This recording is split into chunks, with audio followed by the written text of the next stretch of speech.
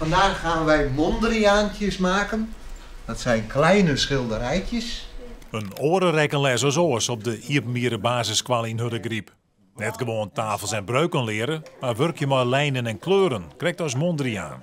Hij moet de lijnen goed tekenen en de vierkantjes en rechthoekjes uitrekenen.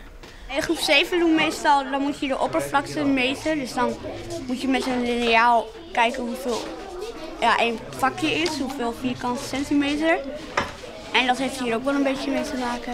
Het doel van de rekkendag is om zien te leren dat rekenen leuk en belangrijk is. En les 1 is dan vanzelfs een enthousiaste onderwijzer. Ik hou heel erg van rekening. Alles stiert bij mij vaak in teken van rekening. En hoe breng je dat oer op de been? Door de lessen natuurlijk goed voor te bereiden, maar het stukje plezier en humor erin te brengen. En altijd uitgaan van de kansen en de mogelijkheden en net van de beperkingen. Vind je zo'n rekenen leuk? Ja. En waarom? Omdat ik kan heel goed rekenen. En het is gewoon leuk. Geef daar eens een voorbeeld van. Wat kan je dan goed?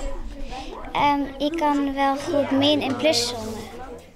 De kinderen zijn zich eigenlijk niet bewust van het feit dat ze vandaag aan het rekenen zijn. Maar dit jaar is het thema meetkunde in de kunst. En alle activiteiten zijn toch wel weer gerelateerd aan het rekenen. Dus met name de funfactor vandaag is heel hoog. We maken een tangram. Als het puzzeltjes zijn en zo, of met procenten, dan is het wel leuk.